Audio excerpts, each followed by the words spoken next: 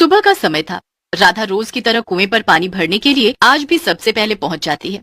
जल्दी आने का चलो, कुछ तो फायदा हुआ। आज मुझे पानी भरने के लिए लंबी लाइन नहीं लगानी पड़ेगी। आज तो मैं सबसे पहले पानी भर कर लाऊंगी और इससे पहले कि कोई और आ जाए कुएं पर पानी भरने, मुझे अपने मटके जल्दी से भर लेने चाहिए। राधा जैसे ही कुएं में पानी भरने के लिए बाल्टी फेंकती है, उसका पैर फिसल जाता है और वो कुएं में गिर जाती है। बचाओ बचाओ, कोई बचाओ मुझे, मैं इस कुएं में गिर गई हूँ। अरे कोई तो बचाओ, मेरी आवाज किसी को सुनाई दे रही है क्या? अगर मेरी आवाज किसी ने नहीं सुनी तो मैं इस कुएं में डूबकर मर जाऊंगी।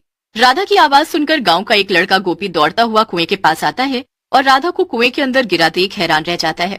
तुम घबराओ नहीं, मैं तुम्हें अभी कुएं से बाहर निकालता हूँ। गोपी कुएं की रस्सी की सहायता से ही राधा को कुएं से बाहर निकाल लेता है। अगर तुम मेरी जान नहीं बचाते तो मैं आज इस कुएं में डूबकर मरी गई होती। तुम्हारा बहुत बहुत शुक्रिया भैया। भैया भी बोलती हो और शुक्रिया भी करती हो। अच्छा अब सब छोड़ो और जल्दी घर जाओ, नहीं तो बीमार पड़ जाओगी। अच्छा ठीक है, पर जाते जाते अपना नाम तो मुझे बता दो। मेरा नाम गोपी है। और मेरा नाम राधा। अच्छा भैया, अब मैं चलती हूँ, जल्दी मिलूंगी। एक दिन राधा खेतों में अपने बाबा को खाना देने के लिए जा रही होती है कि तभी उसकी मुलाकात फिर से गोपी से हो जाती है। दोनों एक दूसरे को देखकर बहुत खुश होते हैं। कल भाई दूज है और तुम्हारे सिवा मेरा कोई भाई है नहीं।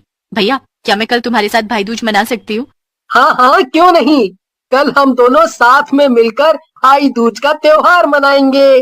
राधा खुशी के मारे गोपी के सीने से लग जाती है, पर गांव की कुछ महिलाओं की नजर उन दोनों पर पड़ जाती है। हाय राम, देखो तो उस कांता की बेटी को कैसे किसी अनजान लड़के से चिपकी पड़ी है। मुझे तो कुछ ठीक नहीं लगता। मुझे तो बल्कि ये लग रहा है जैसे इन दोनों के बीच कुछ हो सकता है दोनों एक दूसरे से मोहब्बत करते हो। तभी ये राधा रोज जल्दी उठकर पानी भरने के बहाने से इस लड़के से मिलने आती थी। ये ठीक नहीं हो रहा, ये दोनों तो हमारी बेटियों को भी बिगाड़ देंगे। इन्हें देखकर कल हमारी बेटियां भी ऐसे करने लगी तो इन दोनों के बारे में हमें सरपंच जी को बताना चाहिए। चलो जल्दी चलो। सभी महिलाएं सरपंच को ये बताती हैं कि राधा गांव का माहौल खराब कर रही है और वो गांव के एक लड़के से प्यार करती है और उससे चुपके चुपके मिलने भी जाती है। अगर तुम सब ये सच बोल रहे हो तो मैं पूरे गांव के सामने उन दोनों को दंडित करूंगा। ऐसा दंडित करूंगा कि पूरा का पूरा गांव देखता रह जाएगा। सरपंच अपने नौकरों को बोलकर गोपी और राधा को पकड़कर गांव के सामने लाने को बोलता है। हमें यहाँ से बंदी बनाकर क्यों लाया गया है, कोई बताएगा जरा?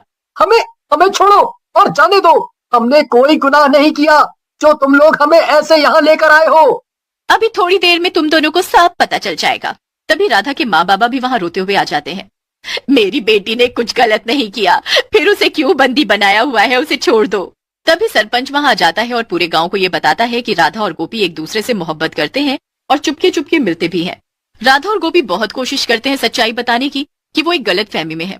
वो दोनों तो एक दूसरे को भाई बहन मानते हैं, पर उनकी बात कोई नहीं सुनता। गांव में बहुत शोर शराबा होता है और दोनों को गांव के बीच में बने एक पेड़ से बांध दिया जाता है, तब तक जब तक कि उन दोनों की भूख प्यास से जान न निकल जाए। भूख प्यास के कारण आखिरकार उन दोनों की मौत हो जाती है। गांव वालों, देख लो इन्हें ध्यान से। अगर आज के बाद इस गांव में फिर से ऐसा कुछ हुआ तो उन्हें भी ऐसी ही सजा मिलेगी। जग्गू, राणा, इन दोनों की लाशों को जंगल में फेंकाओ, बाकी का काम जंगली जानवर कर देंगे।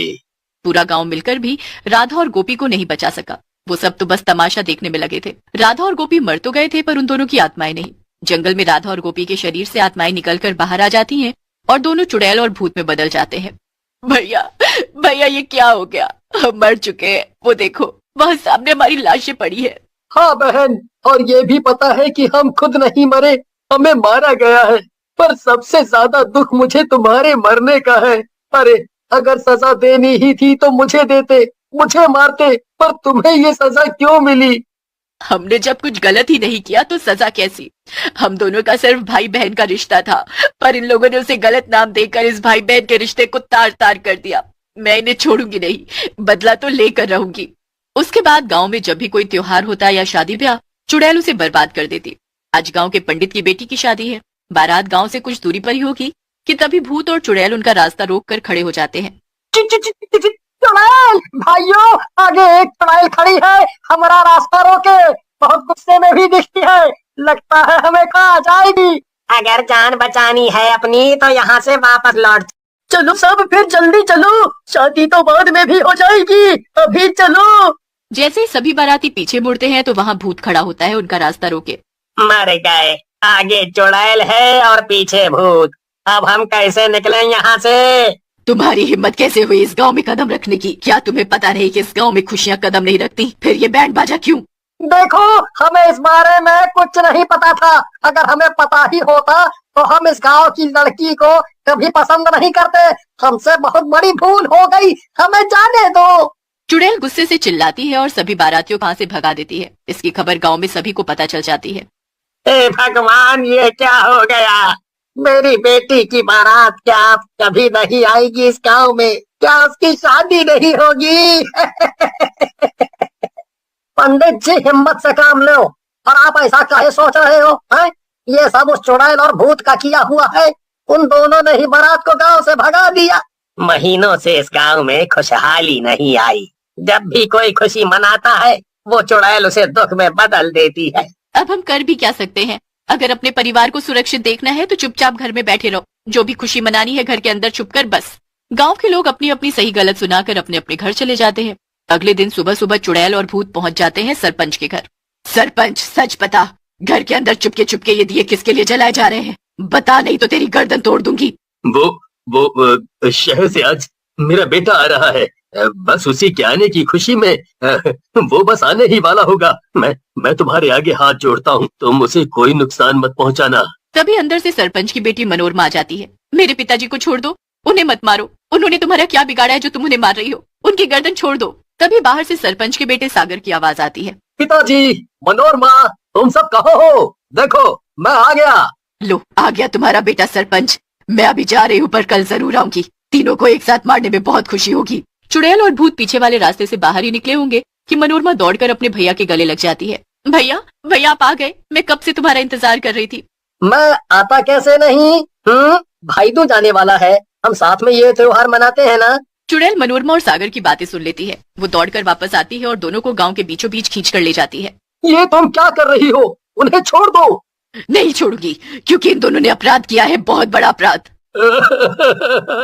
मेरे बच्चों को छोड़ दो, मैं तुम्हारे पैर पड़ता हूँ। वो मासूम है, उन्होंने किसी का कुछ नहीं बिगाड़ा। भैया, इन दोनों को उस पेड़ से बांध दो जिस पेड़ से हमें बांधा गया था एक दिन। भूत की कुछ समझ नहीं आ रहा था कि चुड़ैल अब क्या करने जा रही है। शोर सुनकर पूरा गांव वहां इकट्ठा हो जाता है।